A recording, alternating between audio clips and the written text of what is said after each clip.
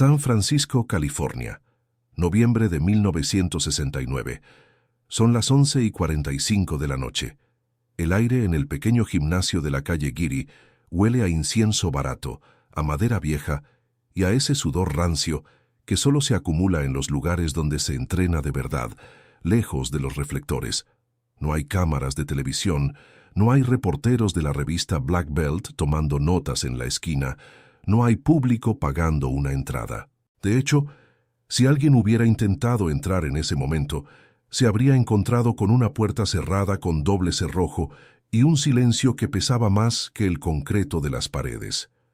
Las reglas eran absolutas y se habían pactado semanas atrás mediante un intercambio de cartas que hoy, si tuvieras la suerte de verlas, te parecerían documentos diplomáticos de una guerra secreta. 3 intentos, un solo agarre, sin golpes, sin patadas, sin cámaras. Era un pacto de silencio total. Si la noticia de lo que estaba a punto de suceder se filtraba a la prensa, la reputación de ambos bandos quedaría reducida a cenizas. Para los puristas del sumo en Japón, que una de sus figuras, aunque retirada, se prestara a un experimento con un actor de Hong Kong era una deshonra. Para Bruce Lee, perder frente a una fuerza de la naturaleza en un sótano oscuro significaba el fin de su credibilidad como el arquitecto de un nuevo sistema de combate. He pasado 30 años rastreando testimonios de personas que estuvieron en habitaciones donde la prensa no tenía permitido entrar. Como investigador de archivos perdidos y antiguo coreógrafo de combates, he aprendido a separar la magia de la física. He visto a 1000 farsantes jurar que pueden derribar a un hombre sin tocarlo, y he visto a un puñado de genios que realmente entienden cómo funciona la estructura ósea humana. Lo que ocurrió en esos 10 minutos en San Francisco fue enterrado por respeto a una tradición milenaria. Pero las cicatrices que dejó en la memoria de los testigos son imposibles de borrar. Todo comenzó 3 semanas antes. Bruce estaba en el set de la serie Longstreet, en medio del caos habitual de las producciones de Hollywood. Un hombre vestido con un traje oscuro, de rasgos impecables y movimientos calculados, se acercó y le entregó una carta sin firma. No era un desafío de un karateca buscando fama, ni de un boxeador queriendo probar sus guantes. Era una invitación técnica de una estirpe privada en Japón. Querían demostrar una sola verdad, que la masa absoluta es la única realidad en el combate. Y para probarlo habían traído a Kaori, conocida en círculos cerrados como La Montaña. Kaori no era una luchadora cualquiera. Con 160 kilos de peso y una estructura ósea diseñada para resistir el impacto de un tren de carga, era una rikishi que se había retirado de las competencias oficiales, pero que mantenía un régimen de entrenamiento que desafiaba la lógica. Ella representaba la creencia de que el tamaño es una frontera insuperable, que por muy rápido que seas, por mucho que sepas moverte, la gravedad siempre gana. ¿Por qué Bruce aceptaría algo así? ¿Por qué arriesgar su carrera y su físico por un enfrentamiento que nadie vería? La respuesta no estaba en el ego, sino en su obsesión por la validación científica. Bruce estaba en el apogeo de su cuestionamiento a las artes tradicionales. Él decía que había que ser como el agua, pero el agua, cuando choca contra una montaña, suele detenerse. Él necesitaba probar que su estructura podía absorber, redirigir y devolver la presión de alguien que lo doblaba en peso y lo superaba en fuerza bruta. Para él, esto no era una pelea, era una prueba de laboratorio en condiciones extremas. La noche del encuentro, el sótano estaba habitado por solo 4 personas además de los protagonistas. Estaba Danny Nosanto, el estudiante más cercano a Bruce y su puente con la realidad técnica. Él estaba allí para validar que lo que ocurriera no fuera un truco de magia, sino maestría pura. Había un representante del dojo japonés, un hombre que parecía tallado en piedra y que no parpadeaba. Y en la esquina más oscura, sentado en un taburete de madera, estaba un anciano del barrio chino de San Francisco, un escéptico de la vieja guardia que despreciaba a Bruce por haber roto las tradiciones y que, secretamente, deseaba verlo humillado bajo el peso de la luchadora japonesa. La tensión en la habitación era asfixiante. Podías escuchar el goteo de una tubería en el fondo y el crujido de las articulaciones de Kaori mientras se preparaba. Cuando ella entró al centro del área despejada, el suelo pareció vibrar. No era una exageración cinematográfica, era física simple. 160 kilos de masa compacta desplazándose en un espacio reducido generan una presencia que altera el ambiente. Bruce, por el contrario, parecía casi frágil en comparación. Pesaba apenas 70 kilos. Su cuerpo era fibroso, seco, como una cuerda de piano tensada al máximo, pero al lado de Kaori se veía como un niño frente a un gigante de granito. Bruce aceptó una limitación que Inosanto más tarde describiría como suicida. Dejaría que ella lo agarrara primero, sin resistencia inicial, sin esquivar. Ella pondría sus manos sobre él, aseguraría su base, y solo entonces empezaría el reloj. 30 segundos por intento. Si Bruce tocaba el suelo con cualquier parte de su cuerpo que no fueran las plantas de sus pies, perdía. El anciano chino sonrió en la oscuridad. Sabía que una vez que un luchador de sumo cierra sus brazos alrededor de tu pecho, el aire sale de tus pulmones, tus costillas crujen y tu columna vertebral empieza a ceder ante la presión atmosférica creada por el oponente. No hay forma de escapar de eso, o al menos, eso era lo que dictaba la lógica de los últimos 3000 años de artes marciales. Kaori se adelantó. Sus pies descalzos hacían un sonido sordo contra el suelo de madera. Sus ojos no mostraban furia, solo una confianza absoluta. La confianza de alguien que sabe que su peso es una ley universal. Bruce se quedó quieto. No adoptó ninguna postura de combate llamativa. Simplemente se paró derecho, con los hombros relajados y la mirada perdida en algún punto más allá del hombro de su oponente. Entonces sucedió el primer contacto. Kaori extendió sus brazos masivos y envolvió a Bruce en un agarre de oso que habría dejado sin aliento a un buey. Sus dedos se entrelazaron detrás de la espalda del pequeño luchador de Hong Kong. El contraste visual era casi cómico, si no fuera por la letalidad del momento. Bruce desapareció casi por completo entre los brazos de la gigante. El representante japonés asintió levemente, convencido de que la prueba terminaría en menos de 5 segundos. El anciano del barrio chino se inclinó hacia adelante, esperando escuchar el sonido de un hueso rompiéndose. Pero entonces, el detalle que nadie vio venir cambió la atmósfera de la habitación. Bruce no luchó contra el agarre. No intentó separar los brazos de Kaori con sus propias manos. Eso habría sido inútil. Sería como intentar doblar barras de hierro con los dedos. En lugar de eso, Bruce hizo algo que desafiaba el instinto de supervivencia. Sonrió. No era una sonrisa de arrogancia. Era la sonrisa de un arquitecto que acaba de encontrar el fallo estructural en un edificio que todos consideran indestructible. Mientras Kaori empezaba a aplicar una presión devastadora, apretando su pecho contra el de Bruce y levantando ligeramente los talones para volcar todo su peso hacia adelante, el aire en los pulmones de Bruce debería haber desaparecido. Pero su rostro permaneció tranquilo. Su respiración, aunque profunda, era rítmica. En ese preciso instante, el ambiente se volvió eléctrico. Lo que pocos saben es lo que Bruce le susurró al oído a Kaori justo cuando ella aplicaba la máxima fuerza. Fue una frase corta, casi inaudible para los demás, pero que hizo que la luchadora japonesa abriera los ojos de par en par. «Tu fuerza ya es mía», le dijo. Por algunos segundos, nadie en esa habitación se atrevió a respirar. Kaori apretaba más y más. Sus músculos del cuello se marcaron como cables de acero. Estaba poniendo cada gramo de sus 160 kilos en ese abrazo mortal. Pero Bruce no se movía, no se doblaba. Era como si, de repente, sus pies se hubieran hundido 3 metros bajo el suelo y estuvieran anclados al núcleo de la Tierra. Aquí es donde la física derrota a la lógica.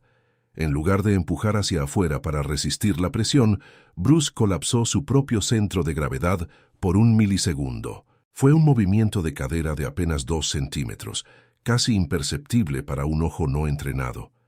Pero para Dan Inosanto, que observaba con la precisión de un cirujano, fue una revelación. Al bajar su centro de gravedad justo en el momento de máxima presión, Bruce creó un vacío estructural. Kaori, que estaba empujando con todo su peso hacia un punto sólido, de repente se encontró empujando contra la nada. Su propia inercia la traicionó. Sus brazos, que momentos antes eran cadenas irrompibles, empezaron a temblar. No por falta de fuerza, sino por falta de base. Entonces sucedió la parte que nunca debería haber salido de ese sótano. Bruce no usó sus músculos para liberarse. Usó la alineación de su esqueleto. Con un giro mínimo de sus hombros y aprovechando que Kaori estaba volcada totalmente hacia adelante, Bruce deslizó su estructura hacia un lado. El resultado fue asombroso. Los brazos de la gigante quedaron abrazando el aire vacío, mientras Bruce salía por un costado con la elegancia de una sombra, sin haber usado ni un solo golpe, sin haber mostrado ni un signo de fatiga. Hubo un silencio total en la sala. El representante japonés se puso de pie, olvidando su compostura. El anciano chino dejó de sonreír. Kaori se quedó allí, de pie, mirando sus propias manos como si éstas la hubieran traicionado. Habían pasado apenas 12 segundos desde que el reloj empezó a correr. El mito del agarre invencible acababa de ser despedazado frente a sus ojos. Pero esto era solo el comienzo. Kaori, recuperándose del impacto psicológico, sintió que su honor estaba en juego. Ella no creía en la física de Bruce, creía que había cometido un error técnico, un descuido. Su rostro cambió. La calma desapareció y fue reemplazada por una furia fría, la determinación de alguien que no va a permitir que un hombre de 70 kilos la haga ver como una principiante. Exigió el segundo intento de inmediato, pero esta vez las reglas iban a cambiar ligeramente de forma implícita. Ya no sería un simple abrazo de oso, esta vez ella buscaría el control total del cuello y del brazo, un agarre que en el sumo se considera el final de cualquier resistencia. Bruce simplemente volvió al centro, ajustó su camiseta negra y esperó. Sabía que la verdadera prueba, la que llevaría su teoría al límite de la realidad física, estaba a punto de ocurrir. Y el detalle que nadie en esa habitación esperaba era que Bruce tenía un as bajo la manga que iba a redefinir lo que entendemos por fuerza, para siempre. El anciano del barrio chino rompió el silencio con un gruñido en cantonés. Fue suerte, soltó con desprecio, ajustándose la túnica. Ella se resbaló con la humedad del suelo. El joven actor solo tuvo un momento de fortuna. Para los puristas presentes, lo que acababan de ver era un truco de prestidigitación, no una realidad de combate. Pero Kaori no compartía esa opinión. Ella era quien había sentido el vacío bajo sus brazos.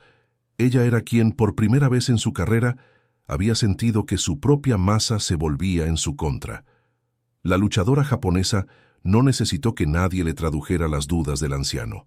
Se puso de pie, exhalando un aire pesado que parecía enfriar la habitación. Para alguien de su estirpe, ser burlada de esa forma no era solo un error técnico, era una mancha en el honor de su dojo.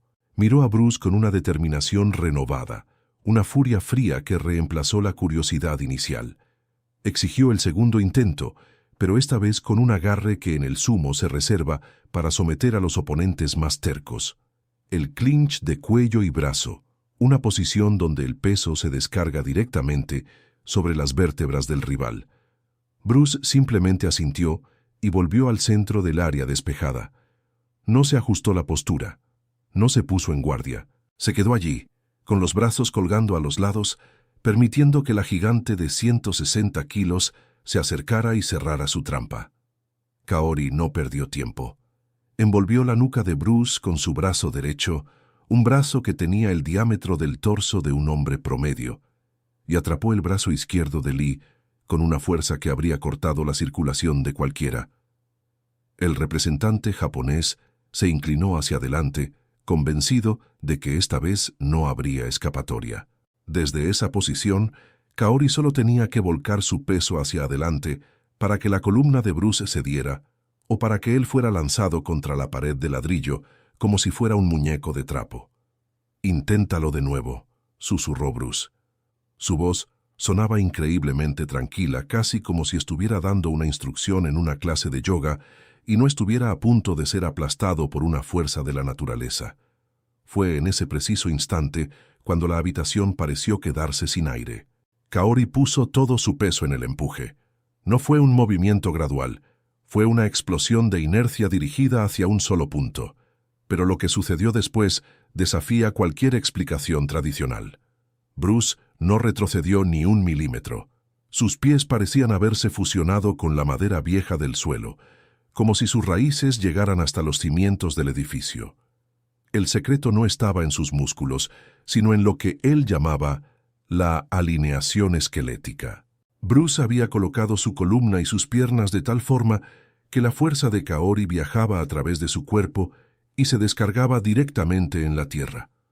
Se convirtió en un conducto, no en una barrera. Ella no estaba empujando a un hombre, estaba intentando mover el edificio entero. Entonces Bruce hizo el movimiento final. Manteniendo la calma absoluta, puso la palma de su mano libre suavemente sobre el esternón de Kaori. No fue un golpe, no hubo impacto sonoro. Fue un leve toque, un punto de apoyo estratégico. «Tu fuerza ya es mía», repitió en voz baja. En ese milisegundo, Bruce dejó de ser un conducto y se convirtió en una pared de acero. Al no encontrar la resistencia blanda que esperaba y debido a su propio impulso masivo, Kaori perdió su centro de gravedad. La inercia de sus 160 kilos se volvió su peor enemiga.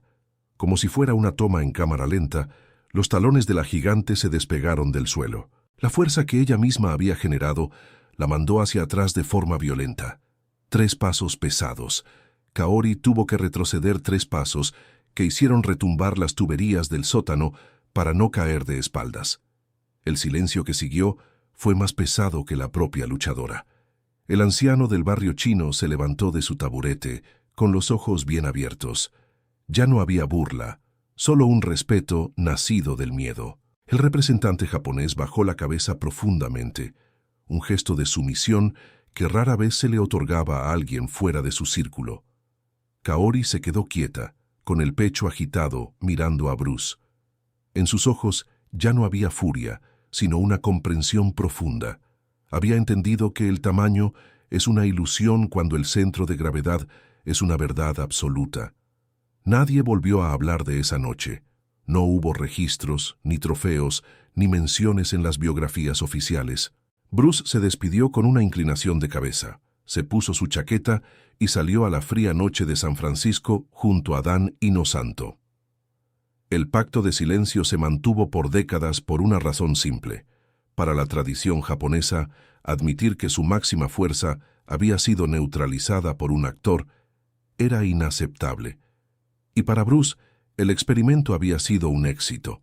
No necesitaba el aplauso de nadie más que de la física. Años después, el escéptico anciano juraría que Bruce usó una técnica prohibida, una especie de toque de la muerte. Pero quienes entendemos de biomecánica sabemos que fue algo mucho más aterrador. Fue maestría pura. Bruce Lee no venció a la montaña esa noche, simplemente dejó que la montaña se cayera sola al intentar mover algo que no estaba ahí. Porque al final, la verdadera fuerza no es la capacidad de empujar al mundo, sino la sabiduría de no oponerse a él. El mundo puede dudar de lo que ocurrió en ese sótano, pero quienes estuvieron allí nunca volvieron a ver las artes marciales de la misma forma.